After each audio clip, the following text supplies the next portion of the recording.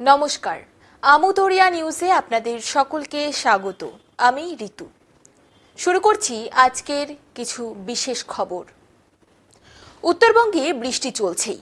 টানা বৃষ্টির জেরে দার্জিলিং পাহাড়ের রাস্তাঘাট অতিমাত্রায় বিপজ্জনক হয়ে উঠেছে। সিকিমের লাইফলাইন হিসেবে পরিচিত 10 নম্বর জাতীয় সড়ক এখনো পুরোপুরি ঠিক হয়নি। ফলে সিকিম ও কালিম্পং যাতায়াতে ঘুরপথই ভরসা। বৃষ্টির জন্য পুজোর প্রস্তুতিতে বিঘ্ন ঘটছে। মণ্ডপ তৈরির কাজ থমকে রয়েছে অনেক জায়গায়। আবহাওয়া অফিস সূত্রে জানানো হয়েছে প্রায় 10 দিন বৃষ্টি হতে পারে। তাহলে পুজোর আয়োজন ঠিকঠাক সময়ে হবে কিনা সেই চিন্তায় পড়েছেন উদ্যোক্তারা। আসছি দ্বিতীয় খবরে। তিনি ক্রিকেট পাগল হিসেবে পরিচিত। তিনি বাংলাদেশের ম্যাচ কোথাও হলেই সেখানেই যান।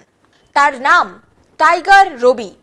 বাংলাদেশের সুপার ফ্যান হিসেবে পরিচিত সেই টাইগার রবি কানপুরে ভারত বাংলাদেশ দ্বিতীয় টেস্ট দেখতে গিয়ে হেনস্থার মুখে পড়েন বলে অভিযোগ। তাকে মারধর করা হয়েছে বলে অভিযোগ। সোশ্যাল মিডিয়ায় ছড়িয়ে পড়া একটি ছবিতে দেখা যাচ্ছে তাকে স্টেডিয়াম থেকে বার করে নিয়ে যাচ্ছে পুলিশ। টাইগার রবির অভিযোগ তার পাঁজরে আঘাত লেগেছে। পুলিশ ঘটনার তদন্তে নেমেছে। রবির চিকিৎসার ব্যবস্থা করেছে পুলিশ। ঘটনায় যুক্তদের চিহ্নিত করে ব্যবস্থা নেওয়া হবে বলে এক পুলিশ কর্তা জানিয়েছেন। আসছি পরের খবরে। এমনিতেই শাকসবজির দাম অগস্ট মাস থেকে চড়া। পুজোর মুখে টানা বৃষ্টির জেরে তা যেন লাফিয়ে বাড়ছে। আলু, পেঁয়াজের দাম আকাশ ছোঁয়া হয়ে গিয়েছে। কোথাও 30 থেকে 40 টাকা কেজি আলু মিললেও কোথাও তা 50 থেকে 60 টাকা দামে, আবার কোথাও তা 50 থেকে 60 টাকা দর হাঁকা হচ্ছে। পেঁয়াজ 80 টাকা কেজি চাওয়া হচ্ছে। শসা 80 থেকে 100 টাকা কেজি। শাকের আটি কমপক্ষে 20 টাকা।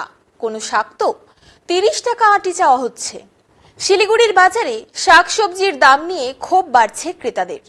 অবশ্য গোটা দেশেই শাকসবজির দাম উদ্বেগজনক গত অগস্ট থেকেই।